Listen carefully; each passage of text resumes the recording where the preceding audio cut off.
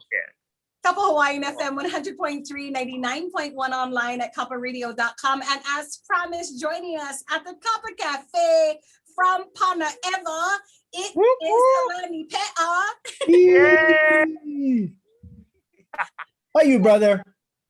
Oh, I'm so happy after what is this? We haven't seen each other over a year so far. Yeah. Since February. Yeah. I am Mike Pai.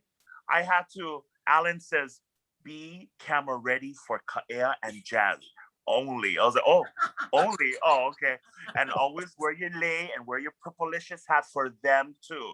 That's your big island of our Moko Yes. Kiawe. Yes. But I'm good, just living life to the fullest and just trying to be happy, Kalani, I was, you sent me that picture the other day of our trip a few years back in Hiroshima. And it hit me right at that moment when we were having this conversation on the bus about your transition from a steady paycheck with your last, with your employment and transitioning into this new role as an artist. And here we are zooming forward to 2021. And here you are with this new project called Kapea. Oh my God. Mahalo Ekeho. I remember 2 years ago when we all were, all three of us, your beautiful halau, Ka'ea Kahelelani, discussing this even with your sister, because your sister also went through the same kumu. And I cried about it and what helped me not cry about it was going to the shops of Wailet, eating Lapid's ice cream with Alan. I'm just kidding. I'm just joking. Yeah, actually, I mean, when it comes to psychologically, spiritually, mentally sitting down to figure out how am I supposed to contribute to our lahui and what I want to do that makes my ohana happy, what makes me happy, and that is fulfilling for me and our lahui. And it took me time to really reflect and say, do I have to give up something to gain something else? Yeah. Because Kaukapea is so fitting, my friends, for what we're experiencing today, pivoting and adapting to change during this pandemic. I dealt with the Momona virus and it's all G. It's all good. You guys look top shape. I mean, come on. My idol is Jazz Kaibiko. Look how skinty. Even you, Kaya. What are you eating in Konakai Opo? You guys look so skinty. I better stop giving you guys Maui cookies and what is it? The chicken crackers you like too, brother. I'm gonna send that to you. No, keep sending those cookies, brother. Yeah. And you know what? What doesn't stop us is writing music, creating these collaborations with hula halau like yourself and kumuhula, and seeing our work coming to fruition on stage and in front of a Zoom camera, virtual concert, because we're all pivoting, making changes. So I know that music and hula and the storytelling allows us to thrive as a lahui. How is it different, being an entertainer that is an entertainer of an audience? There are those that can record and not necessarily ever have to be in front of an audience. But for somebody who's magnified on stage, how are we now where, might be cardboard cutouts in front of you at this, how do you keep that same energy? If you give me Starbucks coffee, I'll be good to go. I'm good to go. No, I think what motivates me is when I hear the collaboration and I'm able to collaborate with Kumuhula and Halau and other musicians, especially for Kaukapea. We all got to hoist our own sailboat right now, whether it's made out of polyester, lauhala, or purple lauhala, whatever you like. We all got to get into our va'a and move together during these times. We got to get on that ala nui ha, and we got to ha and mene mene kalima ahana. And this particular theme song, Jazz and Kaukapea, was co-written with my kumu Lale Kimura and I, and it had to take me 2 albums to at least get his collaboration effort and sit down with I Kalani pe Pakamuova. I Mama Kivo na. Once you produce this, let me review the work. So it was so nice to sit down with another songwriter and get his The perspective. songwriter. Yeah, The the. songwriter. Yes. And I wanted to honor Kalakaua and his, he's such an idol of mine, the modern king who revived hula and mele, and talk about his voyages around Wee Mai Kahiku Lani, the seventh Ali'i, board the Va'a. And he got on his steamboat and built relationships with presidents and emperors and kings and queens around the world. And that's the beauty of our kupuna and our li'i. I also wanted to talk about Kamehameha Ekai and his legacy. And the first poku, I wanted to acknowledge my tutu kane and my great-grandparents who also migrated to Kalapana as fishermen and musicians. So I cried about this because I was like, when we write about people we love and places we love, it truly hits the pu'uvai. And so this pandemic really made us reflect on life as an entertainer or musician, and when I get on stage, it's a whole, I'm, if Beyonce is a Sasha Fierce, I'm going to get into my purplicious self.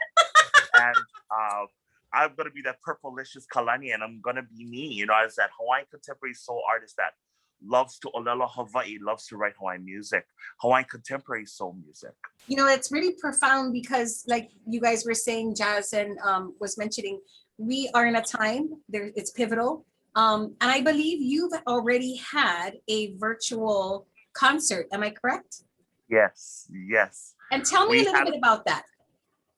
Well, I was able to work with a lay maker here, Leilani Pearson, wonderful Wahine, Hawaii, who makes my gardenia lei year after year for May Day concert. And I just had my May Day concert where I was able to feature new mele, honoring Poliahu and Lelinoi. Of course, I have to. I mean, we wake up every day looking at Mauna Kea as a keiki. I always love acknowledging the goddesses and the divine goddesses of Mauna Kea. And also Kaniakapupu, a special place in 10th grade.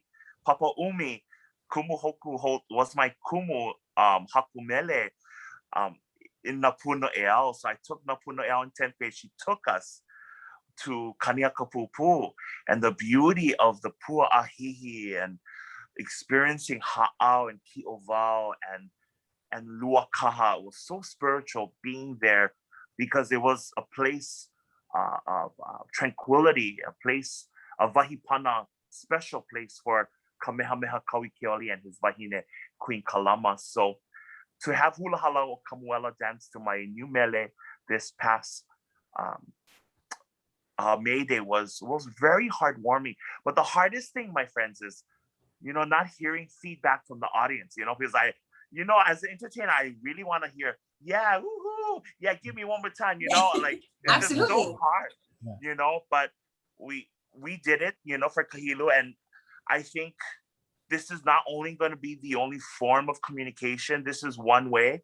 And once we get back into our somewhat of the normal life, I'm able to hear feedback and people's shouting and see and cry with people on stage and feel their emotions. Yeah. So it was a wonderful virtual concert, and I'm looking forward to many more. It does take a special artist to be able to put on a performance, especially when there is no feedback. And we saw that, like you mentioned, at Kahilu. I did speak to some of the engineers backstage as to the other artists and how they have to create this energy for the artist, because many musicians thrive and they feed and they know how to entertain because of this feedback. But like you're mentioning, it's a different feeling when you have to put on this show with no one really in front of you. And that takes a special talent. My husband and my managers backstage with a cigarette going, you guys feed your ego off of the audience. I totally understand. It's not about the ego. It's about that connectivity and that pilina that we make. And so, I respect that. I respect the fact that we gotta make changes and we're adapting to new change. But the beauty about all of this, especially when you danced with your Kaikamahine in February, there's people watching and thousands of people and comments. I can't read everything, but I read one that says the beauty of legacy is definitely shown. I'm not there physically, but to watch a mother and daughter exude their aloha through hula is the most beautiful thing while I'm living in this snow in Wisconsin. To feel the aloha, to feel that, to hear Kapa FM, you both be the sound waves and voices of Hawaii. People are listening every day. And I had a discussion with my guitarist, Ayao Koa. He goes, this virtual concert is a thing, but can you imagine the radio people? They don't have an audience. You're speaking through the mic, but the microphone is your people. They're hearing you. So he told me, be like you guys, like think of that fact, like they are cheering on the other side. So it is. Yeah, we pretend people are listening.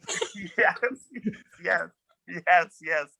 And I have to be just like you both. Like I gotta make it seem like people are really clapping in their living room, or they're crying with me on stage, whether I'm singing Joe Cocker's version of You Are So Beautiful in Hawaiian and English and having Haukeho dance that mele. So it's very emotional. It's an emotional time where I was able to come up with the album. It took me 2 years because we were barred from flying, right? Right. To Ireland.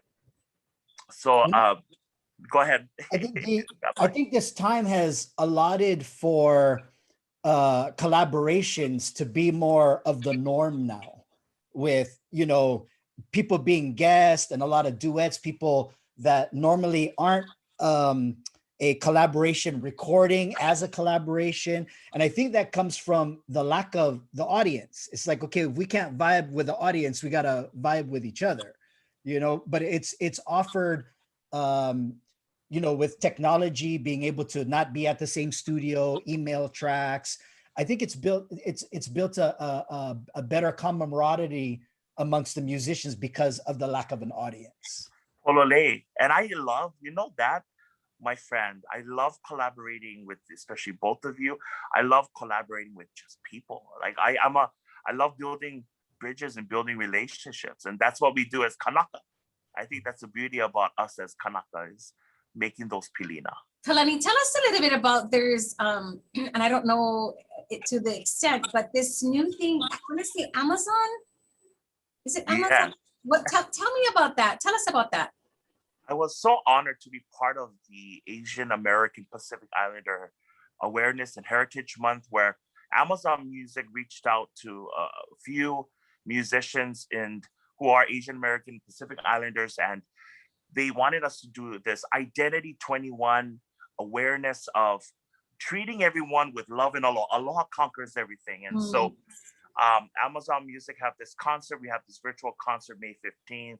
And then I was able to help create a list of Hawaiian musicians and artists of Hawaii. And then also Spotify have billboards out for New York City and San Francisco. I'm so happy to be part of the billboard. So it's just spreading Olelo Hawaii Hawaiian music worldwide and take it global, because we need to. We're such a small niche, and I really, really very grateful of the collaborations and the Grammys for not only elevating my career, but allowing me to network with producers and engineers. And it is such an honor, such an honor. That's exciting. That's so exciting. You wouldn't think, right? That's so exciting. I think I need to do a Christmas Neo Soul solo coming out soon with somebody in the house. Yes, you do. Kalani, Hey, by the way, look, do you recognize this? Oh, yes, my friend. This was a makana from you. When we went Hiroshima. I love it. Yeah, this was in Japan. So handsome. Such a handsome Kanaka. Kalani, it's always a pleasure talking story with you. And ho'omai ka'i keia va, keia pahana, keia olaho, o kasede, o kautake'a. Anybody else you want to aloha today? Well, he vehi aloha, ahele aloha, ko'uma kupuna makua, ko kākou ohana ma moko ke ave a ko kākou mau ali'i hiwa hiwa o moko ke ave. A ku'u lei aloha ia oe, halau ka ea I ka helelani a me Kapa FM.